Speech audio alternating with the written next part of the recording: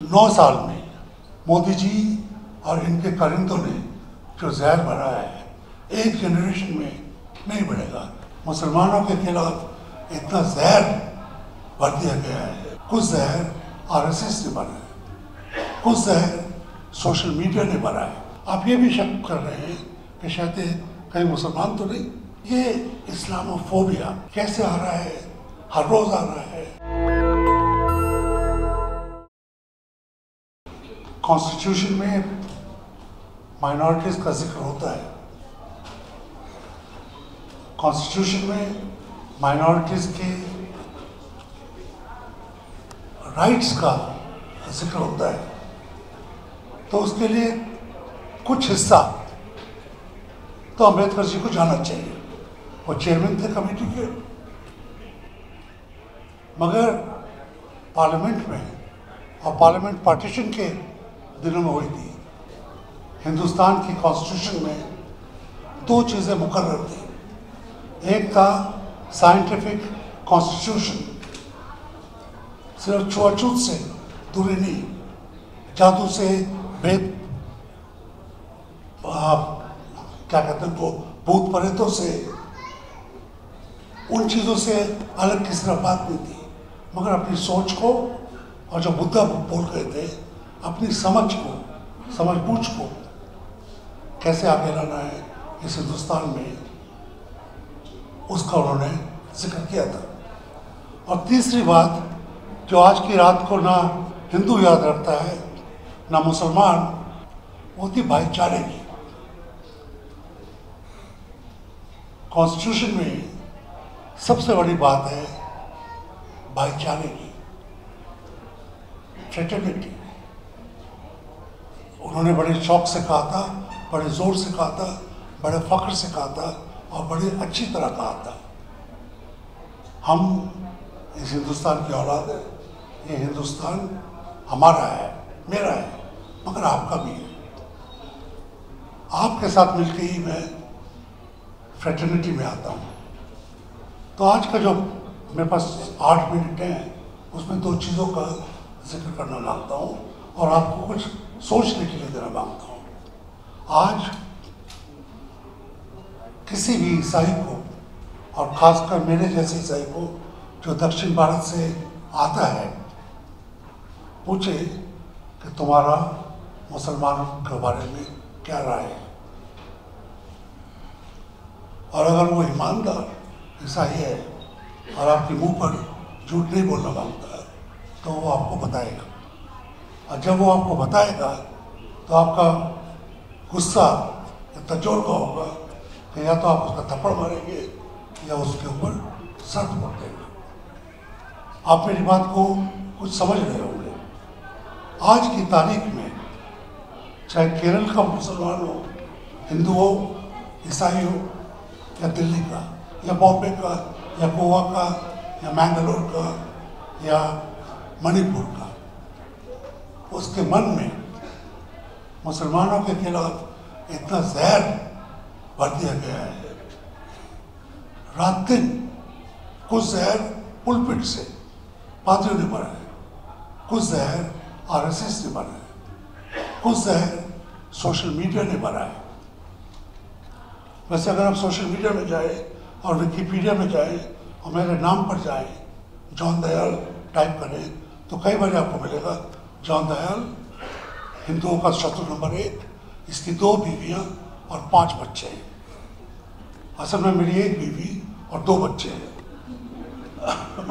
मगर किस तरीके से एक इंसान को एक दानव बनाया जाता है, क्योंकि जब आप ये दोनों चीज़ें इकट्ठी लिखेंगी, जॉन दयाल हिंदुओं का शत्रु है और उसकी 2 बीवियां और 5 बच्चे हैं, तो आप सिर्फ कैथोलिक जॉन दयाल की बात नहीं कर रहे हैं, आप ये भी शक कर रहे हैं कि शायद कहीं मुसलमान तो नहीं।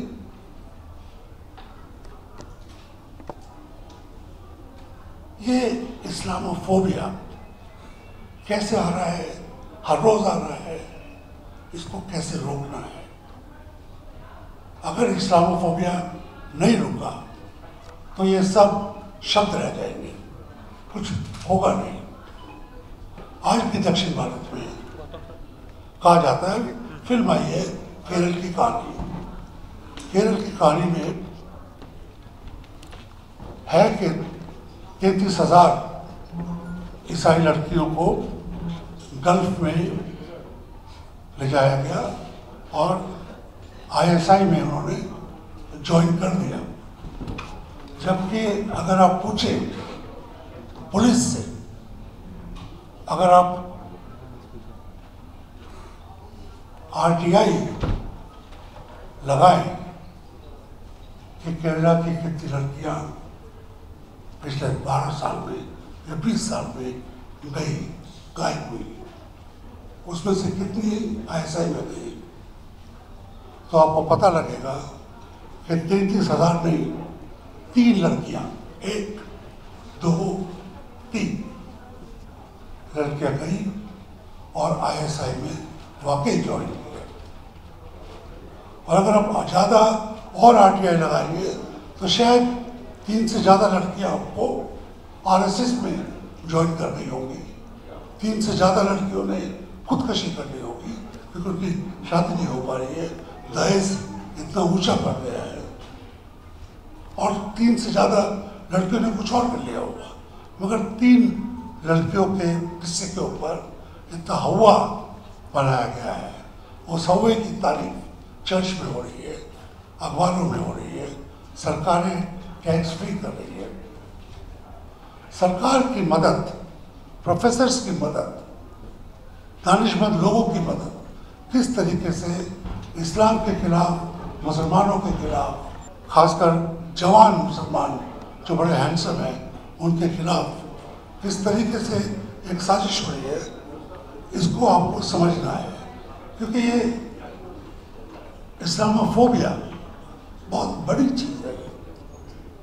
कल रात को अमेरिका के राष्ट्रपति बाइडेन ने एक कानून पास किया है, एक 10 पॉइंट उन्होंने एक मुद्दा, हिंदुस्तान में इस्लामोफोबिया हो रहा है खुलेआम रातों दिन, हर टेलीविजन में खुलेआम रातों दिन राष्ट्रीय धर्म संसद होती हैं वहाँ पर बोला जाता है, और खुलेआम कैथोलिक चर्च के संडे के खुतबे पे बोला जाता है। उसके खिलाफ अभी तक कोई कानून नहीं आया है। अगर भारत की सरकार किसी कौम विशेष के खिलाफ, किसी धर्म विशेष के खिलाफ नफरत फैलाने को कानून नहीं मान रही है, जबकि सुप्रीम कोर्ट इससे विचलित है, तो बात साफ जाहिर है कि सरकार, उसको चलाने वाले, उसके नेतागण इस नफरत में हैं, उसके अंदर मिले हुए हैं, उसके साथ है और उसके सरनुमा है। एक तरीके से देखा जाए, मेरा अपना मानना है कि अगर इस नफरत को नहीं रोका गया तो इसका बहुत बुरा असर होगा, इस नफरत का बहुत बड़ा असर होगा। इसको मजाक मत समझिए। एक उदाहरण देता हूँ। एक इंटरनेशनल सेमिनार में पाकिस्तान का एक स्पीकर था, वो बता रहा था हमको पाकिस्तान में क्या होता है।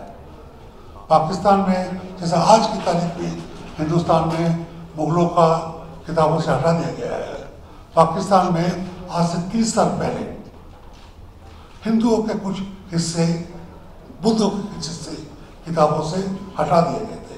एक तरीके से पाकिस्तान का इतिहास 14 अगस्त 1947 से उन्होंने शुरू किया और थोड़ा सा लिंक मोहनजोदड़ो को दे दिया, बीच के 5000 साल गायब कर दिए। तो ये साहब जो वहाँ की IAS के थे वो हमको बता रहे थे कि आप लोग कितने तकदीर वाले हैं।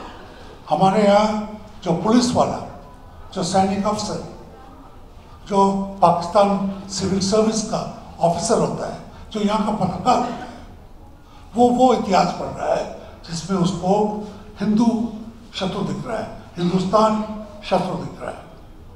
उसके मगज में जो घुस गया है, उसका जो मानसिक स्वभाव हो गया है, वो जो भी करेगा वो कहेगा यही ठीक है, ये हमने पढ़ा है। और वो बता रहा था कि अगर आज की तारीख में भी कोई कू हो जाए, इलेक्शन को अच्छा आदमी जीत जाए, हमको 2 पुश्तें लगेगी वो जहर निकालने के लिए। पिछले 9 साल में मोदी जी और इनके कारिंदों ने जो जहर भरा है, एक जनरेशन में नहीं बढ़ेगा। ये छोटे बच्चे बड़े हो जाएंगे, मेरी उम्र के आ जाएंगे, 75 को पार कर जाएंगे, तब भी ये पाएंगे कि कोई ना कोई कह रहा है कि किताबों में यही तो लिखा है। उसको हम किस तरीके से लड़ सकते हैं। 14 का इलेक्शन, 24 का इलेक्शन, हारने जीते कोई फर्क नहीं पड़ता है। 24 नहीं तो 25 नहीं तो 26 नहीं तो 27, आदमी कितने साल जीता है? 100 साल तो नहीं जिएगा, कभी ना कभी अंत होगा। मगर उसके बाद भी कितना टाइम लगेगा उस जहर को मिटाने के लिए, ये हमको सोचना है।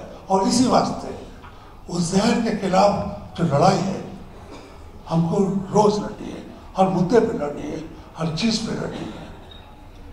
हमको अपने आप को भी इकट्ठा करना है। मुसलमान चाहे 20 करोड़ हो या 14 करोड़ हो, पता लगेगा जब सक्सेस आएगी। अकेले कुछ नहीं कर पाएगा जब तक कि हिंदू धर्म का एक बहुत बड़ा तबका उसके साथ ना हो। ईसाई धर्म आज 3 करोड़ है, कुछ सर्फिले लोग कहते हैं शायद 6 करोड़ भी हो, मान लिया। अकेला क्या कर पाएगा? पूरे हिंदुस्तान में 5 सीट नहीं जीत पाएगा जब तक एक बहुत बड़ा तबका हिंदू धर्म का हमारे साथ नहीं आएगा, सिविल सोसाइटी का हमारे साथ नहीं आएगा। वो लड़ाई हम अकेले नहीं लड़ पाएंगे। आज का मुद्दा होना चाहिए था, और हर रोज का हमारा मुद्दा होना चाहिए, हम किस तरीके से सिविल सोसाइटी जो बेसिकली हिंदुओं ने बनाई है, क्योंकि हम तो माइनॉरिटी है, हम जहाँ भी जाएंगे अपनी गाड़ी से, अपनी शक्ल से, अपनी जुबान से, अपने क्रॉस से, अपने बिहेवियर से, अपने भाईचारे से लोगों को पता लग जाएगा कि हम अलग हैं। अंग्रेजी में एक गाना है,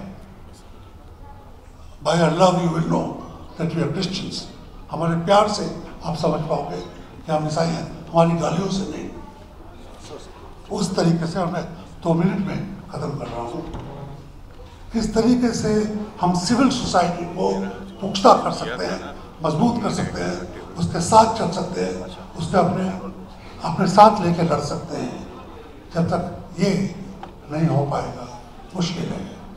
ऐसी महफिलें हर रोज़ यहाँ होती हैं और हर रोज़ होनी चाहिए, और महफिलें भी होती हैं। इसके उस तरफ एक टोटली अलग महफिल है, वो ब्यूटी सैलून की है। मुद्दा वो भी इम्पोर्टेंट है, मगर उसका देश के भविष्य से कुछ लेना देना नहीं है।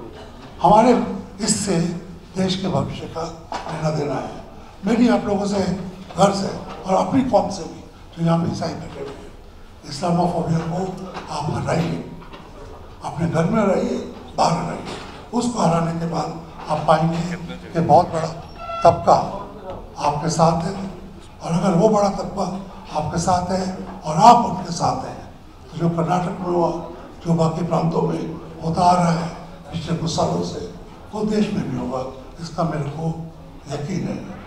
मैं मुसलमानों की महफिल में जहाँ पे भी मौका मिलता जाता हूँ, सिर्फ ये बताने के लिए कि हम सबों को इकट्ठे काम करना है, अलग अलग। इसको अंग्रेजी में कहते हैं, if we don't hang together we shall hang separately, and I refuse to hang. शुक्रिया। नेशनल दस्तक की आपसे गुजारिश है कि अगर इसको बचाना चाहते हैं तो नेशनल दस्तक को सब्सक्राइब करने के लिए रेड कलर के सब्सक्राइब बटन को दबाएं, फिर बेल आइकन की घंटी दबाएं। नेशनल दस्तक को बचाने के लिए बहुत जरूरी है कि हर खबर को शेयर करें, लाइक करें, कमेंट जरूर करें।